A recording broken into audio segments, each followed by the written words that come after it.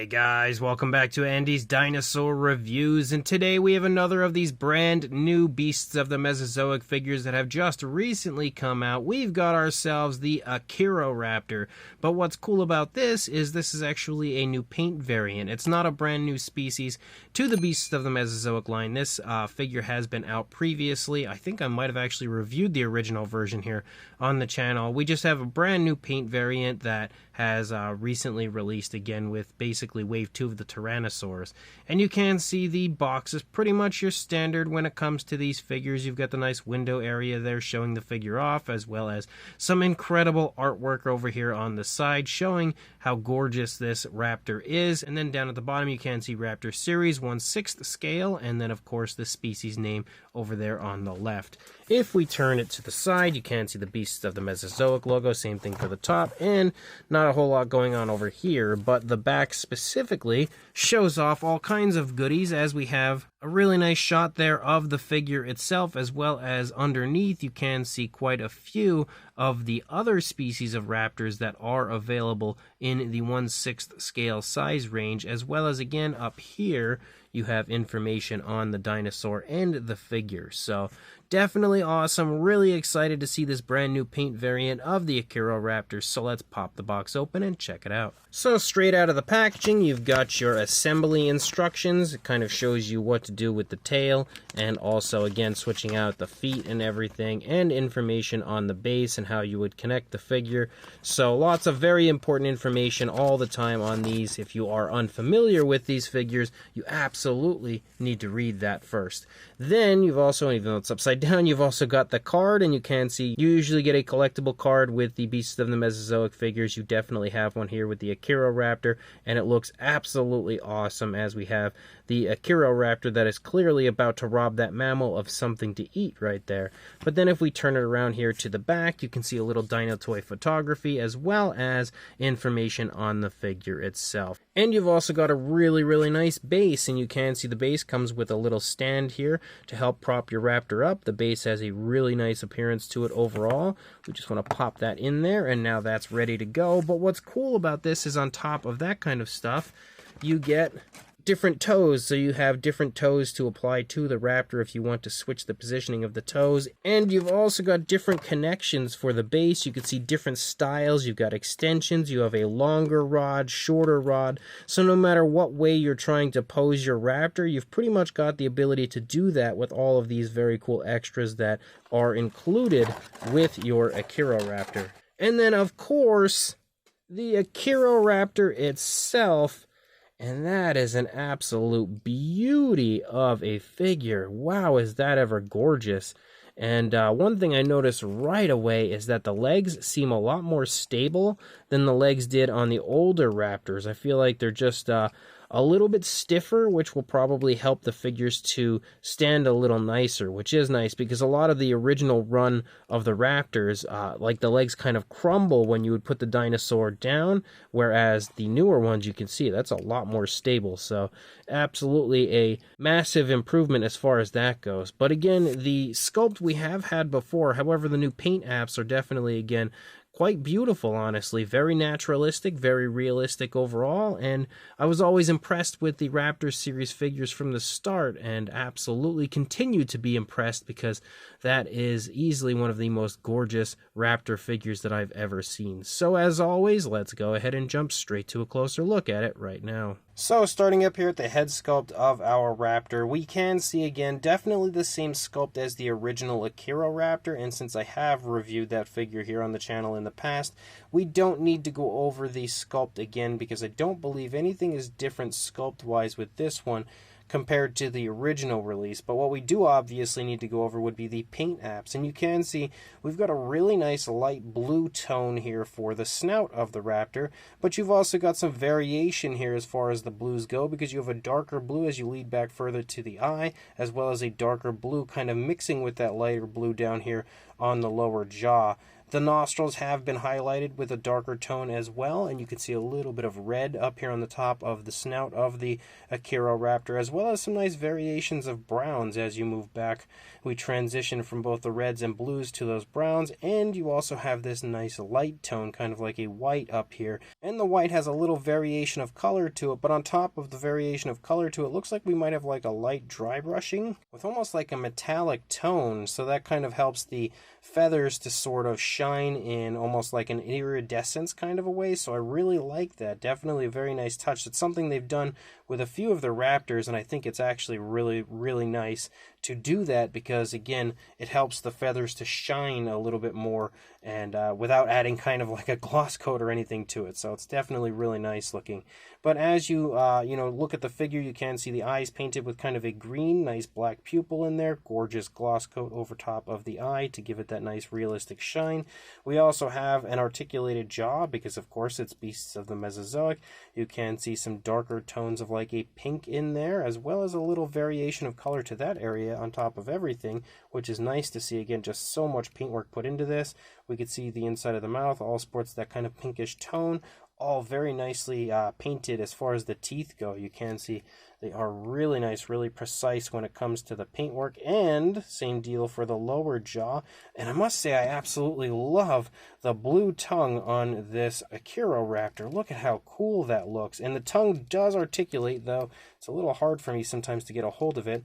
There you go. You can see how the tongue can move up and articulate within the mouth of the raptor. It might be a little stiff, it's kind of starting to fall back down, but if I were to put something in there like a toothpick and kind of wedge that up, it would definitely articulate quite nicely. And then again, the jaw as well articulates very smooth. As you lead down the course of the neck, you have one spot of articulation right here, which is a little bit stiff.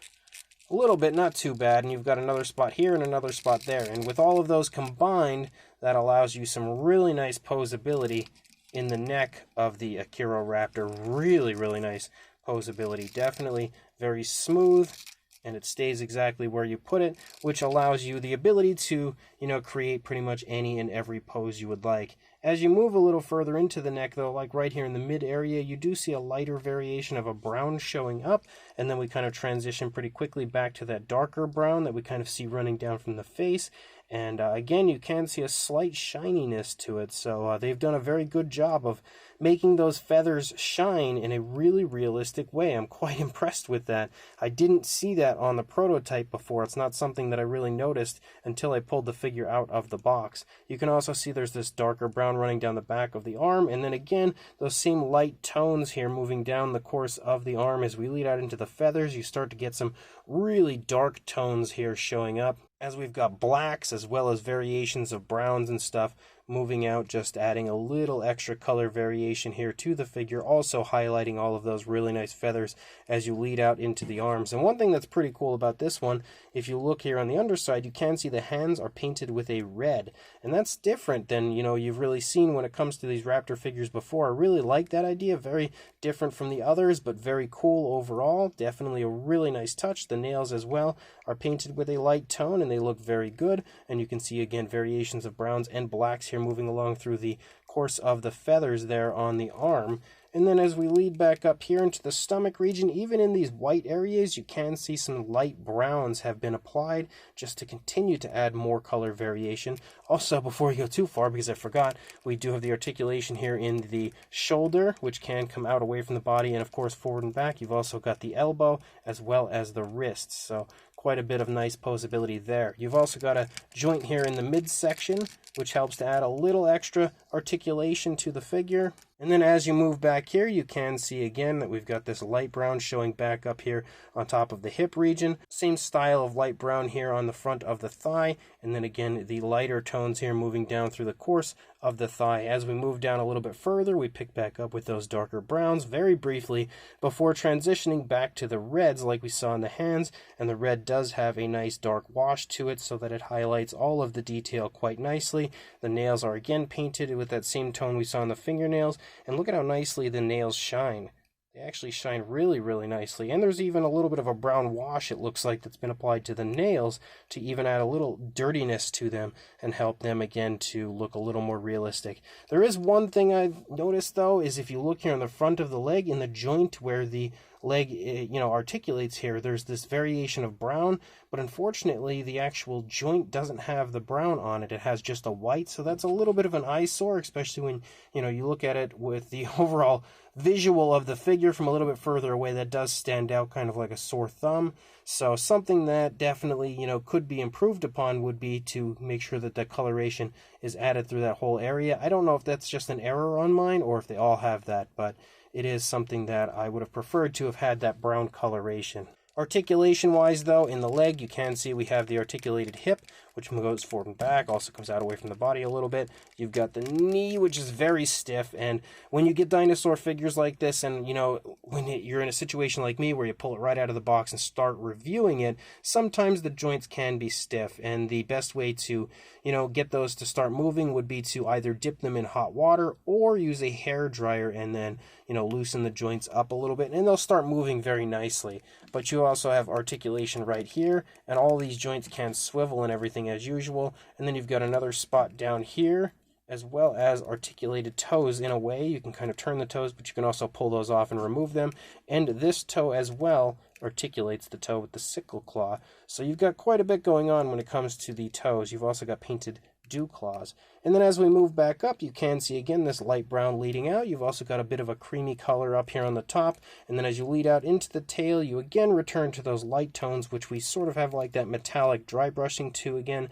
And then you've got a darker tone here running out along the tail feathers on the outer edge that also sports that sort of dry brushing. And then some of those light browns kind of running along the side there, as well as the underside, slightly different tone of a dark brown for the tail feathers, and then pretty much the same style of paintwork here on the underside of the tail as you have through the rest of the figure. You do have a little more articulation as you've got a spot right there and right here, so you can articulate the tail a little bit further, and a wire tail, of course, for the figure as you move out into the tail, just to kind of top off the incredibly cool articulation. Pretty much the same thing again over here. When it comes to these superposable articulated figures, you're not really going to see a whole lot of difference on one side any more than another, because it's not like it's posed a certain way. It's up to you to sort of pose it and display it. So again, that is your call. So you're not really going to see anything different going on over here, but it does look very nice and precise as far as the paintwork, quite consistent to what we had seen on the first side. And then, of course, we've got the base, and the base has a nice, almost like a little sandy area, and then we've got some vegetation, some rocks and stuff.